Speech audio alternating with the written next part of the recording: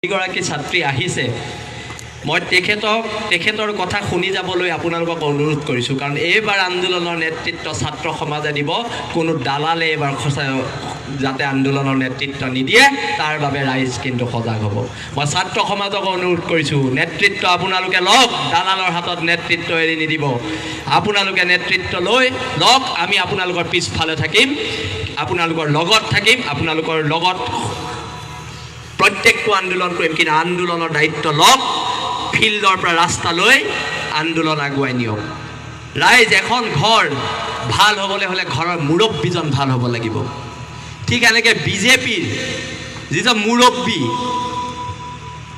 ইমানেই ফাঁকি কথা কয় আৰু তলৰ চামেতো ফাঁকি ক'বই যেতিয়া মুৰব্বীজনে ফাঁকি কয় আপোনাৰ 500,000 যোনদিনা বন্ধ হ'ল তাৰ 3-4 মাহমান পিছত নে 6 মাহমান পিছত নৰেন্দ্ৰ মোদীয়ে ক'লে যে 3 লাখ কোটি টকা ক'লা ধন ভাৰতলৈ আহি গ'ল বা আমিতো বেলেগ ভাল পাইছোঁ ফেচবুকত লিখিছোঁ 3 লাখ কোটি টকা ধন আহি গ'ল নৰেন্দ্ৰ মোদীয়ে 500,000 বন্ধ কৰি দিলে পিছদিনা কি কৰিলে মেট্ৰ' ৰেল বনাবলৈ জাপানৰ পৰা 1 লাখ কোটি টকা ধাৰলৈ ল'লে মানে 3 লাখ কোটি টকা অহা নাই মিছা কথা কৈছিলে কিমান ফাঁকি কথা ক'ব পাৰে চক 16 মে'ৰ দিনা বাংলাদেশী যাব প্ৰধানমন্ত্ৰী মোদীয়ে ক'লে আমি ভাল পালোঁ বিজেপিক ভোট দিলোঁ বাংলাদেশী মুক্ত অসম বিচাৰোঁ সেই নৰেন্দ্ৰ মোদী অমিত শ্বাহে এখন আইন বনালে বাংলাদেশী ভাৰতলৈ আনিবলৈ আৰু চহী মাৰিলে নৰেন্দ্ৰ মোদী অমিত শ্বাহে তাতকৈ ফাঁকি কথা থাকিব পাৰেনে তাতকৈ ফাঁকি কথা থাকিবলৈ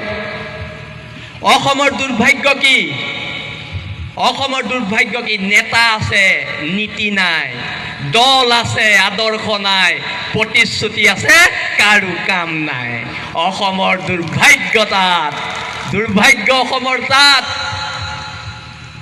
দিল্লীত ডাঙৰ আলোচনা হ'ল সৰুৰ পৰা দেখি আহিছোঁ দিল্লীৰ আলোচনা দিল্লীলৈহে যায় আমাৰ নেতাবোৰ আলোচনা কৰিবলৈ কিন্তু দিল্লীৰ পৰা কাকো অসমলৈ আলোচনা কৰিবলৈ আনিব নোৱাৰিলে কাৰণ দিল্লীৰ আগত আঁঠুকাঢ়ি কাণত ধৰি অধিকাৰ কাঢ়ি আনিব নোৱাৰি তহঁতি অমিত শ্বাহ অসমলৈ আহিবলৈ বাধ্য কৰোৱাৰ আন্দোলন হ'ব লাগিব আলোচনা এইখন ফিল্ডত দৰকাৰ হ'লে কৰিব লাগিব কিন্তু দিল্লীলৈ যোৱা আলোচনাৰ কোনো অৰ্থ নাই আৰু নাই কোনো সমস্যাৰ সমাধান নহয়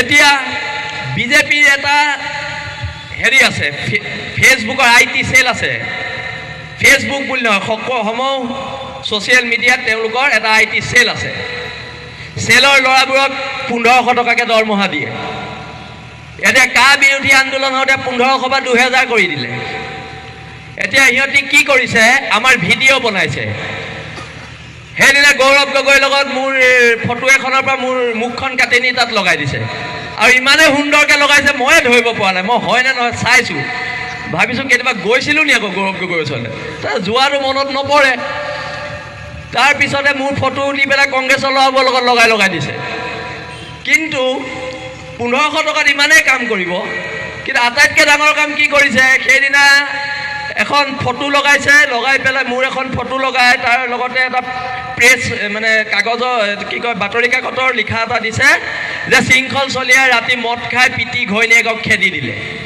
মই বিয়াই পতা নাই ইহঁতি গমেই নাপায় ইহঁতৰ এনেকুৱা কাম 1500 টকাততো এনেকুৱা পাৰফৰ্মেঞ্চে পাব এতিয়া কি কৰে আমি মিটিংবিলাকলৈ যে যাওঁ আমি মিটিংবিলাকলৈ যোৱাৰ 1 ঘণ্টা আগতে লাইটটো কাটি দিয়ে আমি মিটিঙৰ পৰা অহা 1 ঘণ্টা পিছত লাইটটো দিয়ে এতিয়া কথাটো হ'ল আমি যে জেনেৰেটৰ ব্যৱস্থা কৰি থওঁ বিজেপি মানুহখিনি সেইটো নাজানে কিমান বুৰ্বক মানুহ চব এজন বিধায়ক আছে চাহপাত চোৰ এজন আছে ছাগলী চোৰ এইবোৰৰ হাতত যদি দেশ থাকে দেশৰ উন্নতি হ'ব জানো কেতিয়াও উন্নতি নহয় এটা অনুৰোধ অসম পুলিচলৈ আপোনালোকে যেতিয়া কা বিৰোধী আন্দোলনত আমি ৰাজপথত ওলাই যাওঁতে আমাক লাঠি চাৰ্জ কৰে আপোনালোকৰ প্ৰতিকূব আমি গ্ৰহণ কৰোঁ কিন্তু এটা কথা মনত ৰাখিব অসম আৰক্ষী আপোনালোকো যিহেতু অসমীয়া আপোনালোকৰ ল'ৰা ছোৱালীৰ কাৰণে এই আন্দোলন যাতে আপোনালোকৰ ল'ৰা ছোৱালীকো বাংলাদেশীয়ে মাৰিব নোৱাৰে সেইটো কাৰণে এইটো আন্দোলন বাংলাদেশীয়ে পুলিচৰ পিতেক বা জীয়েক বুলি এৰি নিদিয়ে কিন্তু এতিয়া চাওক সাম্প্ৰদায়িক ৰাজনীতি এয়া UDF আৰু বিজেপি হিন্দু আৰু মুছলমানৰ কথা নকলে সিহঁতৰ ৰাজনীতি নচলে। এতিয়া বদৰুদ্দিন আজমলে একো নকয়, মনে মনে থাকিব। ইলেকশ্যনৰ 1 মাহ আগত বদৰুদ্দিন আজমলে ক'ব এইবাৰ মই অসমৰ মুখ্যমন্ত্ৰী হ'ম, অসমৰ মুখ্যমন্ত্ৰী হ'ম। কিন্তু 10খন আসন লৈ অসমৰ মুখ্যমন্ত্ৰী হ'ব পাৰে জানো? তাৰ পিছতে বিজেপি বিলাকে ফেচবুকত লিখিব বদৰুদ্দিন আজমল মুখ্যমন্ত্ৰী হ'ব, মুখ্যমন্ত্ৰী হ'ব। UDF আৰু বিজেপি এটা মুদ্ৰা পিঠি সিহঁতে কেৱল হিন্দু মুছলমানকৈ ক্ষমতাৰ গাদীত MLA কেইটামান জিকাই আনিব লাগে, সেইটোৱে সিহঁতৰ চিন্তা। আজি আমিৰুল ইছলাম, বদৰুদ্দিন আজমল, শিলাদিত্য দেৱ, এই সকলোবিলাকৰ ভাষা কি? এই সকলোবিলাকৰ ভাষা হৈছে বাংলা ভাষা। যোনদিনাই সিহঁতৰ সংখ্যা বাঢ়িব, না সিহঁতে হিন্দু হ'ব না সিহঁতে মুছলমান হ'ব, সকলো বঙালী ভাষী মিলি এক হৈ আমাৰ অসমীয়াক শোষণ কৰিব। সাৱধান, বদৰুদ্দিন শিলাদিত্যহঁতৰ লক্ষ্যৰ উদ্দেশ্য হৈছে অসমীয়া ভাষা জাতি আমাৰ মানুহখিনি শেষ কৰি দিয়া। আজি এই বাংলাদেশীখিনি আহিলে কি হ'ব? প্ৰথমতে আমাৰ এই অসমীয়া মিডিয়ামৰ স্কুলবিলাক বাংলা ভাষী স্কুল হ'ব 10 বছৰৰ পিছত। কিন্তু হ'ব দিয়া নহ'ব, হ'ব দিয়া নহ'ব। আমি এখন সংগ্ৰাম কৰিব লাগিব। এই সংগ্ৰামত পুলিচে মাৰিব, কেতিয়াবা পুলিচে গুলিয়াব, পুলিচে জেললৈ দিব, সকলো কৰিবলৈ প্ৰস্তুত থাকিব লাগিব। সৰ্বানন্দৰ পুলিচ বাহিনীৰ গুলি শেষ হৈ যাব লাগিব, অসমীয়াৰ বুকু যাতে শেষ নহয় তাৰ কাৰণে আমি যুদ্ধ কৰিব লাগিব। এই যুদ্ধখন কাৰ কাৰণে? এই কণ ল'ৰা ছোৱালীবোৰৰ কাৰণে। এই কণ ল'ৰা ছোৱালীবোৰৰ কাৰণে, আমাৰ আহিবলগীয়া উঠি আহিবলগীয়া ভৱিষ্যত প্ৰজন্মৰ কাৰণে, যাতে কোনো অসমীয়া ছোৱালীক কোনো বাংলাদেশীয়ে ৰেপ কৰি মাৰিব নোৱাৰে, তাৰ কাৰণে এখন যুদ্ধ হয়। সকলো ৰাজপথত ওলাই অহাৰ সময় হয় এতিয়া, যাতে কোনো ছোৱালীক কোনো বাংলাদেশী অনা অসমীয়া হাত দিব নোৱাৰে, তাৰ কাৰণে যুদ্ধ। আজি বিজেপিয়ে IT চেলবিলাকে আমাক ফেচবুকত কৈছে আমি বোলে দেশদ্ৰোহী, আমি বোলে দেশদ্ৰোহী, আমাৰ বোলে দেশপ্ৰেম নাই। হেৰৌ দেশপ্ৰেম বাৰু বিজেপি পৰা শিকিম নেকি? বিজেপি পৰা যদি দেশপ্ৰেম শিকিবলৈ হয় তেতিয়াহ'লে প্ৰথম বাংলাদেশীয়ানা কাগজ এখনত চহী মাৰিব লাগিব। তহঁতৰ নিচিনা ভণ্ড দেশপ্ৰেমিক অন্তত আমি নহয়। দেশপ্ৰেম শিকিবলৈ তহঁতৰ ওচৰত যোৱাৰ আমাৰ প্ৰয়োজন নাই। এতিয়া কি কৰিছে? নাজিৰাৰ ময়ূৰ বৰগোহাঁয়ে ল'ৰাবোৰ মাতিছে ল'ৰাবিলাক। ময়ূৰ বৰগোহাঁই অতীত জানো ময়ূৰৰ? যদি ক'বলৈ হয় ময়ূৰ বৰগোহাঁই নাজিৰাত ওলাব নোৱাৰিব। ময়ূৰ বৰগোহাঁই নহয়, আকৌ মানহানি কেছ দিব, মোক পইচাও নাই খেলিবলৈ, কথাবোৰ সঁচা। কিন্তু ময়ূৰ বৰগোহাঁই যে 50,000 টকাকে যে দিছে, আৰু যিকেইটা অসমীয়া ল'ৰাই সেই 50,000 টকা লৈছ, হেৰৌ তহঁতি 50,000 টকাৰ কাৰণে অসম নামৰ মাজনীক বিক্ৰী কৰি দিলি। তহঁততকে অসম নামৰ মাজনীক বিক্ৰী থৈ আহিলি। তহঁতি দেশপ্ৰেমৰ কথা ক? তহঁতৰ নিচিনা দেশপ্ৰেমিক আমি নহয়। 50,000 কি 5 কোটি দিলেও, 100 কোটি দিলেও, 500 কোটি দিলেও অসম নামৰ মাজনীক বিক্ৰী নাহো আমি বিক্ৰী। আৰু যিবোৰ ল'ৰাই 50,000 টকাত অসমখনক বিক্ৰী কৰিছে, সেইবোৰ ল'ৰাৰ ভৱিষ্যত কি জানে? সেইবোৰ ল'ৰা, সেইখন সমাজৰ কি ভৱিষ্যত? সেই ল'ৰাটোকে 10 বছৰৰ পিছত নাজিৰা টাউনত 2টা বাংলাদেশীয়ে কাণত ধৰাই থৈ দিব। তেতিয়া ময়ূৰ বৰগোহাঁই নাহে তোক বচাবলে। ময়ূৰ বৰগোহাঁয়ে দিল্লীত ফ্লেট কিনি তাত বহি থাকিব, নাহে। আজি খুব দুখ লাগে যেতিয়া আমাৰ এই অসমীয়া তেজাল ল'ৰাবোৰ 50,000, 10,000, 5,000 টকাত বিক্ৰী হৈ যায়। দুখ লাগে, আমাৰ অত্যন্ত দুখ লাগে। এতিয়া আপোনাৰ যেতিয়া সংগ্ৰামৰ পথাৰত আমাৰ এটা ঐক্যবদ্ধ শক্তি যায়, সেই শক্তিটোক পিছদিনাৰ পৰা বিভাজন কৰিবলৈ চেষ্টা কৰে। কনক কাইদে জানেই কথাবোৰ। প্ৰত্যেক দিনাই পইচাৰ লোভ নহ'লে পুলিচৰ ভয় আমাক পইচাৰ লোভত নোৱাৰিলে আমাক পুলিচৰ ভয় দেখুৱায় পুলিচৰ ভয়ত নোৱাৰিলে জেললৈ দিলে জেললৈ দি ৰাষ্ট্ৰদ্ৰোহৰ গোচৰ দিলে ৰাষ্ট্ৰদ্ৰোহৰ গোচৰ দি ওলাই অহাৰ পিছত ভাবিছিলে মনে মনে থাকিম নেথাকিলোঁ কৈ আছোঁ এতিয়া আমাক পুনৰ ভয় দেখুৱাইছে নিয়াৰ ভয় দেখুৱাইছে দিল্লীলৈ লৈ যাব যামগৈ দিল্লীলৈ গৈ পোৱা নাই নিয়াৰ লগতে যামগৈ কি কথা আছে হয় নহয় পইচা তহঁতৰে যাব আমাৰতো নাযায় আমাক ইমানেই মিছা গোচৰ দিছে সৰ্বানন্দ সোণোৱালে আৰু আটাইতকৈ দুখ লাগে কেলে জানে যিজন সৰ্বানন্দ সোণোৱাল জাতীয় নায়ক হওঁতে আমি বাইকত তেল ভৰাই পিছে পিছে ঘূৰিছিলোঁ সেইজন সৰ্বানন্দ সোণোৱালে জয় আই অসম বাংলাদেশী গো বেক বুলি কৈ এই শাসনৰ গাদীত বহিলে সেইজন সৰ্বানন্দ সোণোৱালে কিন্তু যেতিয়া অসম নামৰ মাজনীয়ে ক'লে মোৰ বিপদ হৈছে সৰ্বা তুমি মোক বচোৱা মোৰ বিপদ হৈছে সেই সময়ত সৰ্বায়ে নৰেন্দ্ৰ মোদী অমিত শ্বাহ আগত কাণত ধৰি ক'লে মোৰ মুখ্যমন্ত্ৰী হৈ থাকিবলৈ দিয়ক অসম নামৰ মাজনীক বিকি দিলেও মোৰ আপত্তি নাই এনেকুৱা নেতা পালোঁ যিবোৰ নেতাই অসম নামৰ মাজনীক বিক্ৰী দিয়াৰ আগত 1 মিনিট নেভাবিলে যে মোৰ জাতিটো বঙালে লৈ ল'ব মই জাতিটো বচাই যাওঁ মোৰ চকী ডাঙৰ নহয় মোৰ কাৰণে মোৰ মাজনী ডাঙৰ হয় আমাক কয় সংযম ৰাখি কথা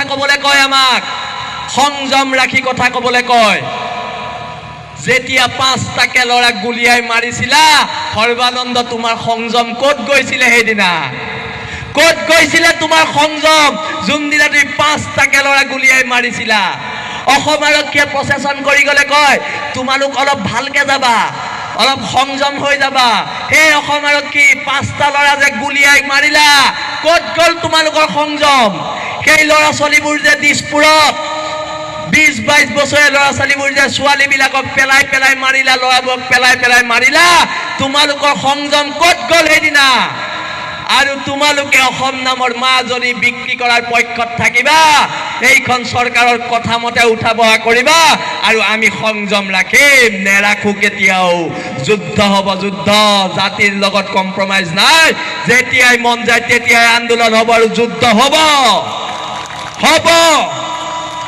আমি কৈছোঁ যদি এই সৰ্বানন্দৰ অসম আৰক্ষীয়ে সৰ্বানন্দৰ CID সৰ্বানন্দৰ পুলিচে আমাক গুলিয়াই মাৰে শুনিছোঁ গাড়ী এক্সিডেণ্ট কৰি মাৰাৰো প্লেনিং কৰিছে গাড়ী ট্ৰাকেৰে খুন্দিয়াই মৰাৰো প্লেনিং চলিছে চৰকাৰৰ যদি খুন্দিয়াইও মাৰ গুলিয়াইও মাৰ ঘৰত মা দেউতাক কৈ আহিছোঁ শ্ৰাদ্ধ পাতিব নালাগে শ্ৰাদ্ধৰ পইচাৰে কা বিৰোধী আন্দোলনত দি দিবি আত্মাই এনেও শান্তি পাব দেশ আৰু জাতিৰ কাৰণে শ্বহীদ হ'লে এইবোৰ ভয় সৰ্বানন্দ আমাক নোখোৱাবা তোমাক 21ত দলিয়াই দিয়া হ'ব বিকল্প শক্তিৰে তোমাক দলিওৱা হ'ব এটা প্ৰশ্ন কিন্তু কংগ্ৰেছলৈও আছে সেইদিনা কংগ্ৰেছৰ বৰাক ভেলীৰ প্ৰাক্তন সাংসদ সুস্মিতা দেৱে ক'লে যে হিন্দু মুছলমান সকলো বঙালী লগ হ'বৰ হ'ল অসমীয়া জাতিৰ নহ'লে অসমীয়াই আমাক শেষ কৰি পেলাব কিন্তু সেইটো মন্তব্য দিয়াৰ পিছত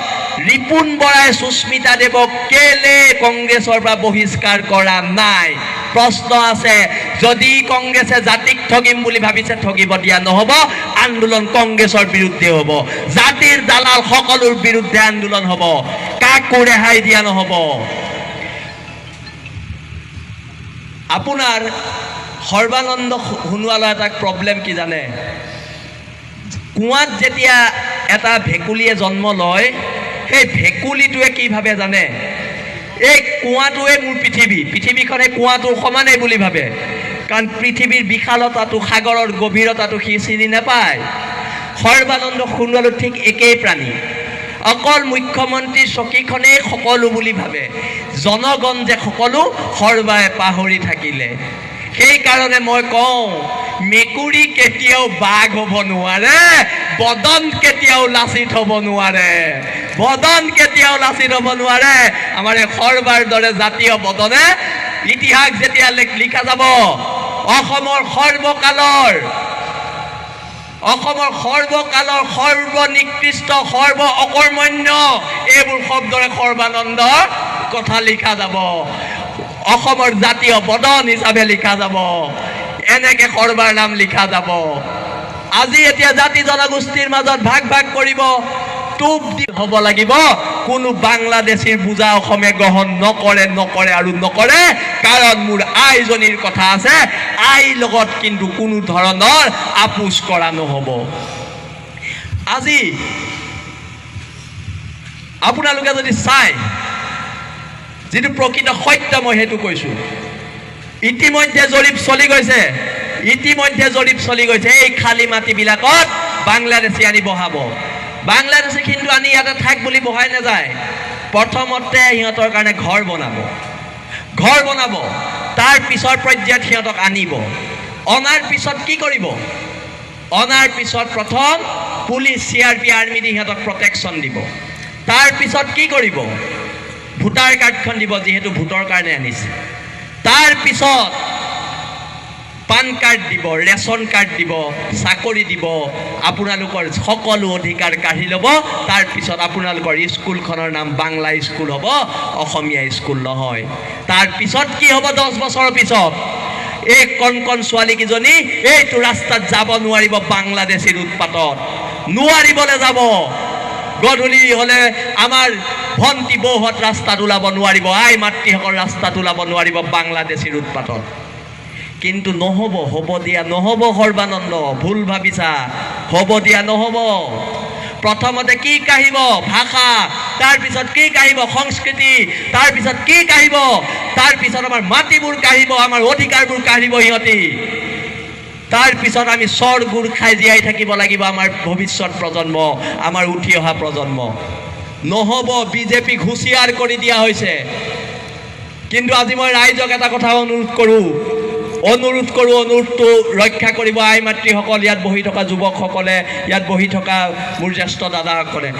এই যে আহিছে ডিব্ৰুগড় ইউনিভাৰ্চিটি ছাত্ৰীগৰাকী, তাইৰ কথা শুনি যাব।